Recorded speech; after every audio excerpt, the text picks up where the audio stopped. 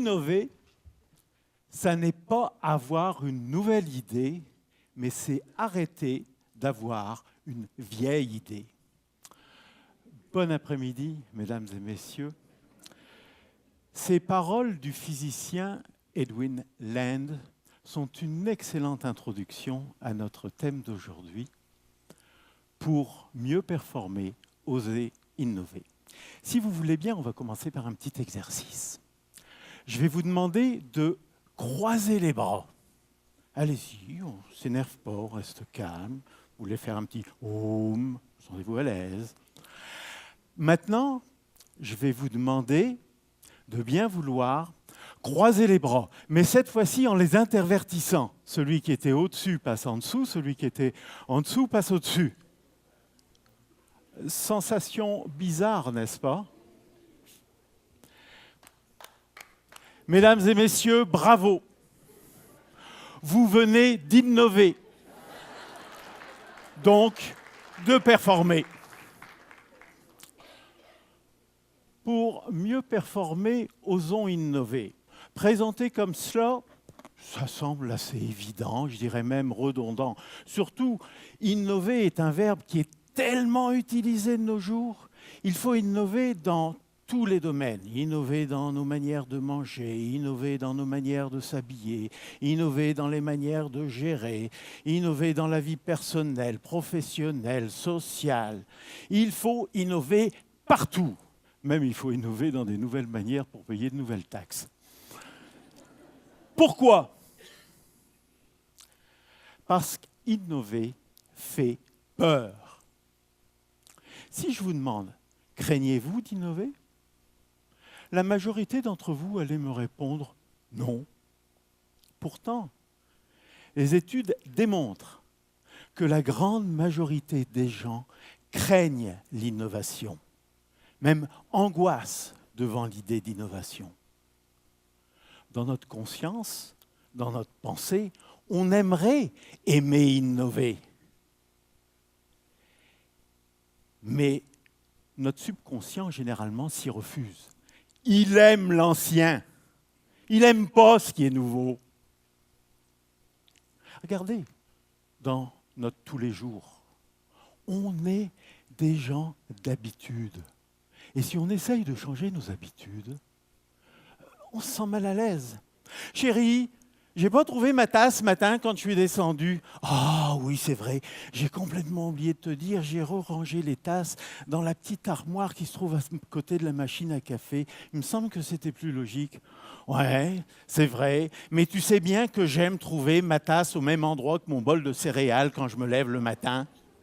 Ou bien, oh, ça y est, ils ont encore une fois changé tous les rayons. Je ne retrouve plus les céréales.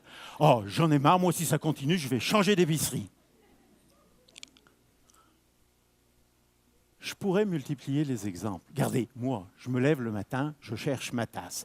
Une tasse de Noël verte avec des beaux petits flocons blancs. Si elle n'est pas à sa place, je vais la chercher partout. Pourtant, dans l'armoire, il y en a 10 autres de tasses. Dans notre quotidien, dans ce que l'on fait, on est incroyablement routinier. Incroyablement, inexorablement, immanquablement, intensément, fatalement, inéluctablement conformiste. Et plus on vieillit, plus on devient conformiste. Vous allez dire en me regardant, c'est peut-être pas le bon gars pour parler de ça. On est libre penseur, mais on grandit à devenir obéissant et conforme. Pour se sortir de là, il y a une manière, en prendre conscience. C'est le premier pas, c'est avec cette audace de ce premier pas que vous allez réussir à sortir de votre cadre. Vous avez tous vécu l'expérience. Vous savez, vous arrivez, une nouvelle famille, un jeune enfant qui est en train d'apprendre à marcher, et là, on s'extasie. Hein. Oh, bravo, bravo, regardez, il va lâcher la table, ça y est, il vient de faire tomber toutes les revues, comme il est drôle. Allez, vas-y, viens, viens. Et c'est génial. Il est en train d'essayer des nouvelles choses. Il est en train d'explorer un nouveau monde, de nouvelles sensations. Il faut l'encourager. Vas-y, profites-en. Et profites-en, petit, ça va pas durer. Quelques mois plus tard, même situation, même personne. Et là, de comédie, on est passé à la tragédie. Arrête, touche pas à l'assiette, tu vas tout faire tomber. Bon, ça y est, il vient encore de jeter toutes les revues par terre. Non, pose la canne de grand-père, tu vas casser quelque chose. Dis, chérie, pourrais-tu aller l'asseoir un petit peu, là, qu'on soit tranquille, au moins 15 minutes? Et c'est toujours comme ça. On est incroyablement pris dans cette conformité que l'on grandit. Tu vois, petit, bienvenue. Tu es rentré dans le monde du conformisme. Attends. Alors, si tu crois que c'est dur maintenant, attends d'être à l'école, au collège, à l'université. Là, tu vas voir, il y a des règlements partout. On va te gaver d'informations, de points de vue. On va te farcir de manière de penser, manière d'agir, manière de faire. On va tout te donner des moyens, etc., etc. Puis, c'est pas fini. C'est pas fini. Après ça, tu vas devoir faire face aux médias, à la pub. Oh, bien sûr, on va te dire que tout ça, c'est pour ton bien. Et il y a du vrai là-dedans. Mais avant tout, c'est pour faire de toi quelqu'un qui va grandir probablement conforme dans la norme. Parce que, mon petit, souviens-toi de la règle. Si tu es conforme, bien pensant, et que tu fais ce qu'on attend de toi, probablement la vie va aller assez bien pour toi. Oh, ok. Tu risques de perdre le contact avec ton toi-même. Tu vas acheter un tas de bébelles complètement inutiles, tu vas croire mordicus en un paquet d'âneries, tu vas perdre une bonne partie de ton sens créateur, tu vas avoir une vision très réduite du monde. Tu vas te sentir frustré, oppressé, tu vas passer ta vie à courir, à essayer d'en trouver le sens. Mais hey, du point de vue de la société, tout ça, ce sont des risques bien négligeables. D'ailleurs, on t'en parlera probablement pas de toutes ces choses. Évidemment, si on vit dans cette conformité, on se retrouve entraîné dans une situation où on accepte chaque chose et on suit. Évidemment, lorsqu'on arrive à l'adolescence, on se rebiffe. On essaye de faire les choses pour nous-mêmes. Mais rapidement, on rentre dans le rang, on met en place tous les logiciels qu'on a appris sur notre disque dur et on avance dans la vie. Après tout, conforme est formé de deux racines. Conforme. Non, je vous ai surpris. C'était un peu voulu, je l'avoue. Il est certain que sans règles, avec aucun minimum de conformisme, minimum de dogmatisme, la vie en société serait difficile. Le problème, c'est que tous ces conformismes restent inconscients.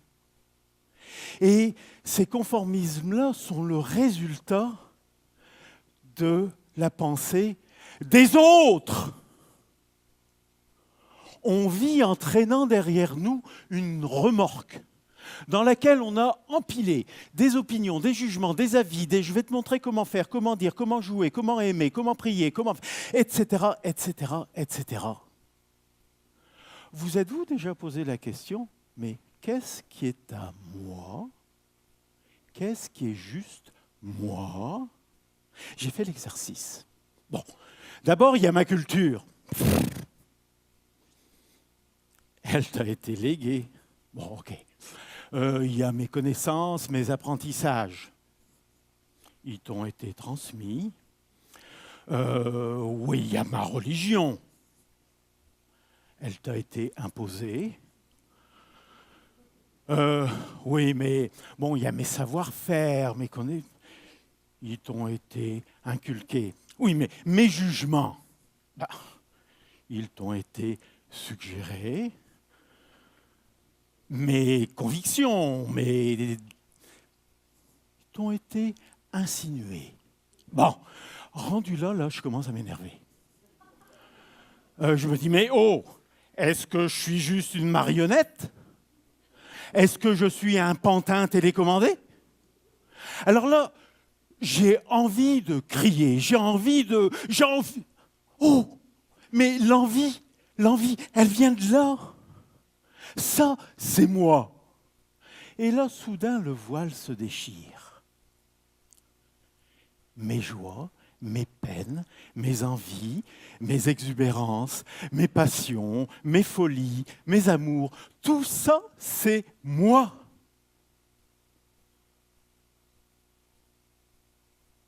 Dans la remorque, c'est pas moi, c'est quelque chose qu'on m'a légué, que je peux décider d'utiliser, de ne pas utiliser, mais ça n'est pas moi. Quand je suis moi, je suis en contact avec mon énergie intime, je suis heureux, j'ai pas peur. Et si j'ai pas peur, je peux oser. Et c'est comme ça qu'il faut que je sois si je veux oser. Alors allons-y, osons. Osons performer. Ouais, quoique, en fait, si on regarde tout ce qui est les nouveautés, les nouvelles choses, on ne peut rien innover, parce que tout existe déjà.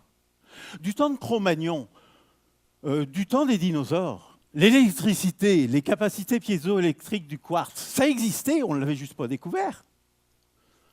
D'ailleurs, le grand physicien quantique, Bernard L'Espagna, nous parle du réel voilé.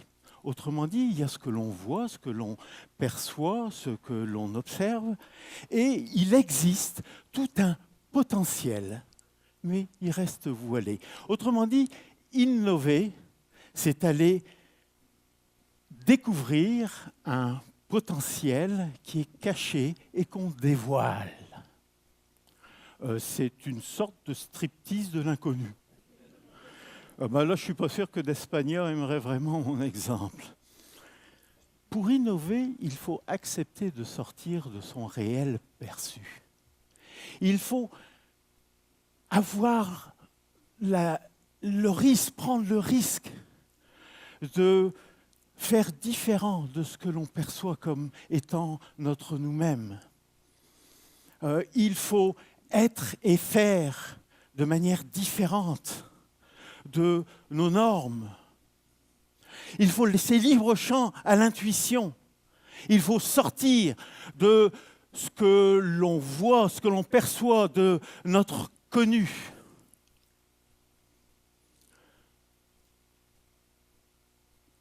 Bref, il faut faire les choses de manière différente. Quand je suis en dehors de la remorque, les potentiels sont infinis, comme nous le démontrent les sciences à chaque jour. Mais ils restent inatteignables si nous ne sortons pas de nos conformismes, de nos conservatismes et de nos dogmatismes.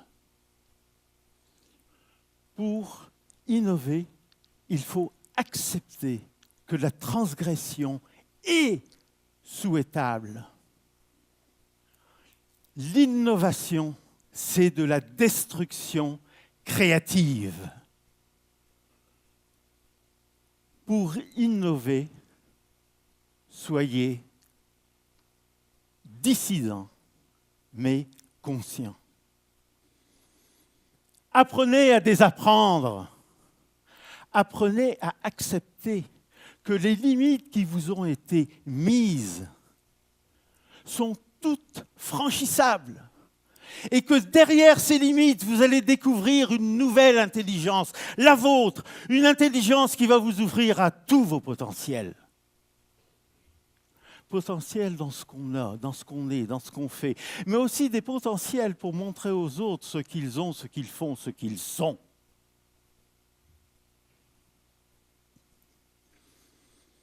Bien sûr, vous êtes arrivé avec vos propres capacités, avec des dispositions qui n'appartiennent qu'à vous. Vous êtes arrivé avec des énergies qui n'appartiennent qu'à vous. Mais des 100 milliards de neurones que vous avez, moins de la moitié étaient connectés à votre naissance. Vos synapses vont se construire, ils vont se développer, ils vont être modelés par vos interactions avec le monde physique, le monde affectif, le mental, avec l'éducation, avec vos expériences, avec tout ce que vous recevez.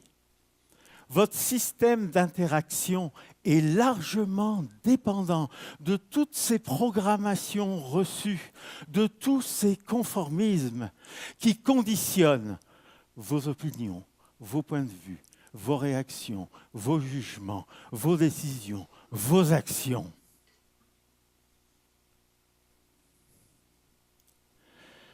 Il est vrai que vous allez devoir confronter cette réalité. Vos limites qui ont été imposées par le monde extérieur ne sont pas vos limites, même si elles vous ont été données avec les meilleures intentions du monde. Vous êtes beaucoup plus que cela.